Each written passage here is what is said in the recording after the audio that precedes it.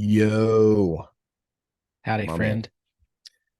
What up, dude? Hey, I was reading the Bible, a little Old Testament action, and I read this thing that really it just kind of struck with me. Struck with me? It S- stuck with me, and it mm, struck me, both struck and stuck. It struck which and one did then it it do stuck. first? Struck. It has to struck. It has to strike before it can stick. So it struck first, then it stuck. Okay, got it. And it was Malachi 1:8, which says, when you give Malachi.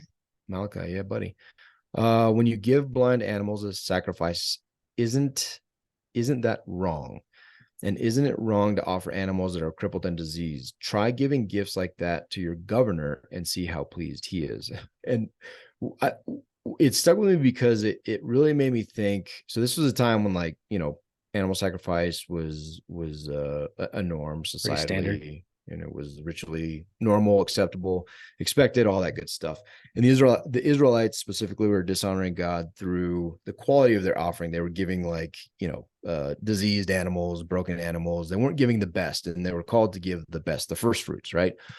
And it why it really hit me is because it started making me think about my offerings. You know, do I honor the most important things in my life with my actions and not just words? Do I give my time? Do I give my effort? Do I give my grace? Do I give my kindness? Do I give my first fruits? Right? Do I give my energy, my patience, all these things? Do I give them to those that I most love, or do I give them? It's like Rick Warren talks about. You're fighting with your family, fighting with your wife. The phone rings. You're like, "Hello, how are you?" You're like, you totally change, right? Are you giving that "Hello, how are you" person to people that just aren't as consequential or a priority to you as those that are? And it caused me to really just try to start taking note of, where am I giving my offerings? Like, where am I giving the best of myself?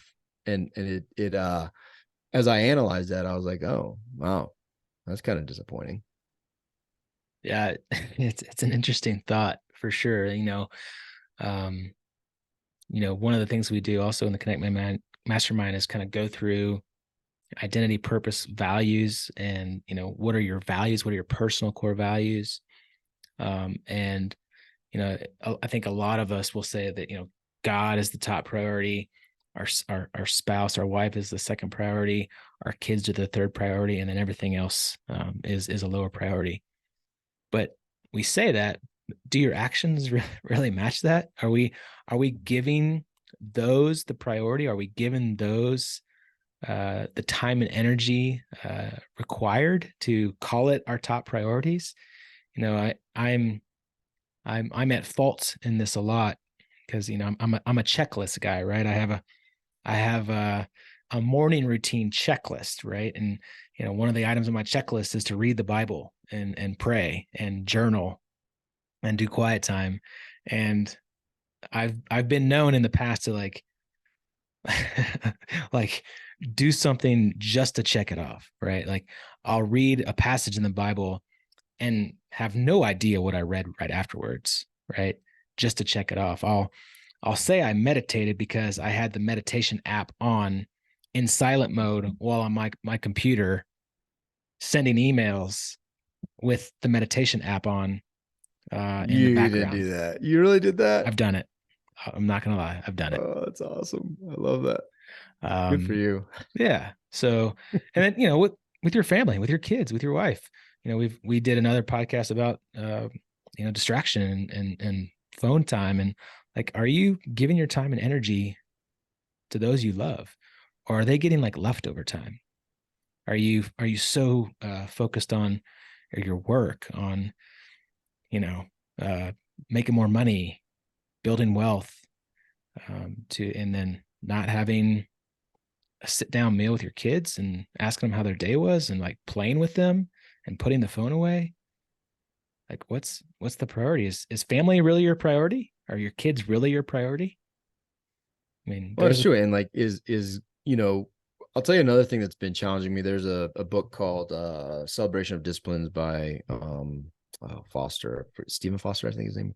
And that book has a number of spiritual disciplines, right? Like fasting and solitude, like has a bunch of things in there. Yeah. And then the podcast we've been listening to, we listen to John Mark Comer a lot. His books are amazing. And there's, the Common Habit. There's a number of different, there's no shortage of, you could just go to the source, you go to the Bible, and there's no shortage of things that we're called to do and that are beneficial for us, right? That are disciplines that we should be doing. And so it begs the question, God's number one in my life. Cool. Like, do you do any of the disciplines that are as prescribed by him and his followers in the Bible? No, not really, but he's the number one. He's Yeah. he's the one I love, right? Or prayer, or even reading the Bible, or any of those things. And it's pretty fascinating, not only from the perspective of the people and the things that we're committed to, that should be a priority, that we say are a priority, that are not getting our best. I'm sorry, but also from a slightly different perspective. Very selfishly, consider yourself, right? Yeah. Like, how much time and energy do you spend on your deepest desires? Like, on considering what you were created for, and considering what you're passionate about. Like, how much time do you spend and energy you spend on the things that make you tick? Do you even know what those things are?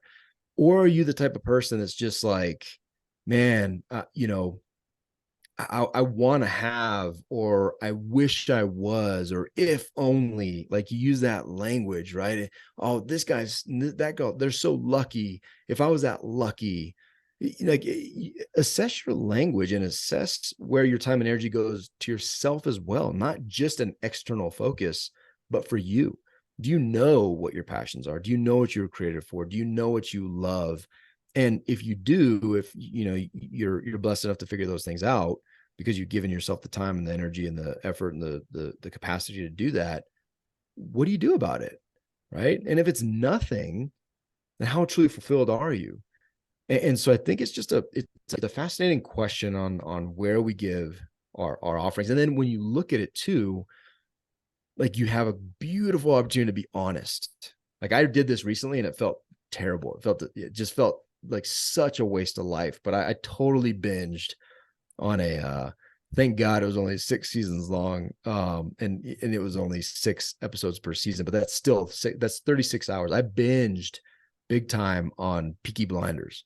Yeah. And I even in the midst of it, I was like, man, I'm just wasting my life here. And I say that and it sounds harsh, but in reality, like, what are you doing if you're just binging on TV? Like, you're literally wasting life.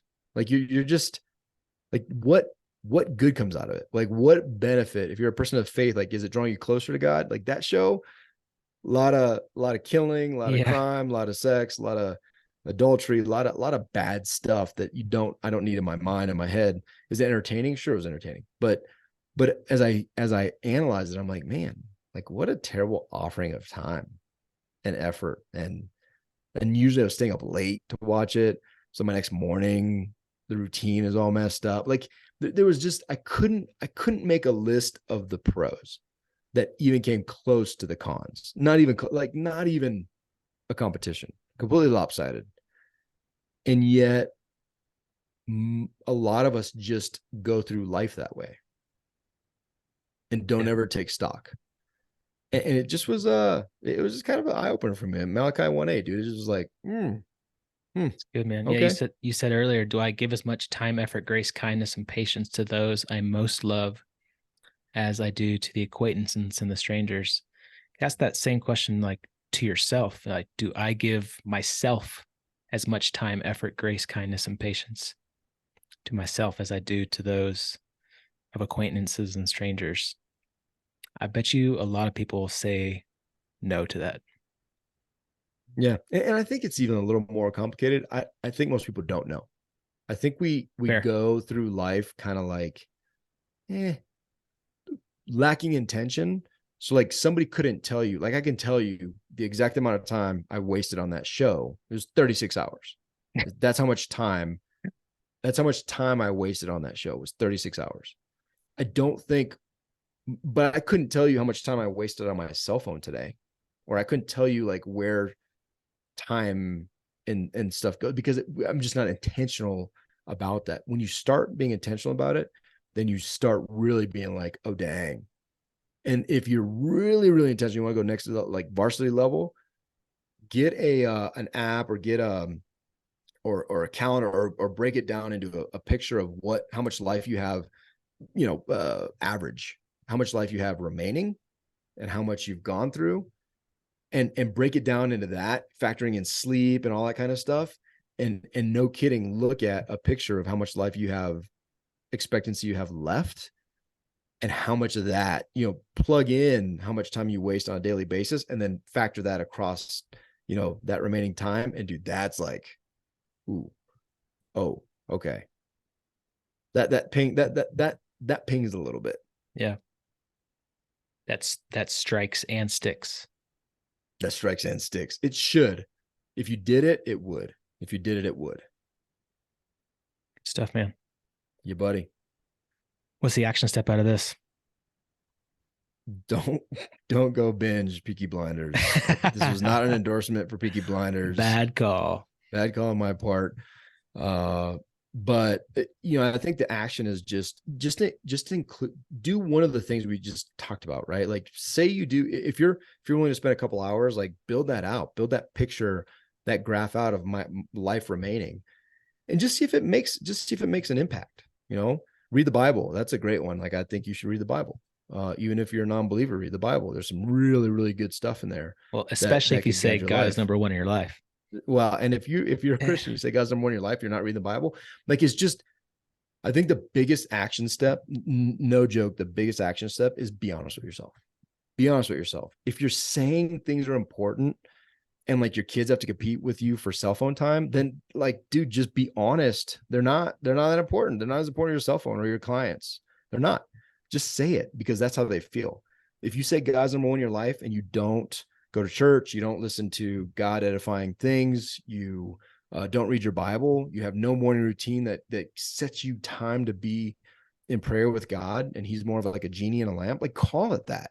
Be like, my number one priority is my genie in my lamp that I rub when things are not going well, and I hope my prayers are answered, because the only time I pray is when stuff's going bad, right? Like, that's what I do. Like, just be honest. Just take an assessment. Just be honest. It's no judgment for me. I don't care. It's your life. But if you're honest with yourself, it has the power to change, and you can become the person that you want to become, because you know who you are. You know who you want to become. You know the gap, and there's things you can do about that. Love it. Stuff. Hard stuff, but good. Hard. It's not easy. Or just go turn on Netflix and watch Peaky Blinders. Watch Peaky Blinders and live a passive life and cruise through like that. That's your other alternative. You can do that too. It's up to you. You shouldn't, but it's your life. Love you. Love you. Bye now.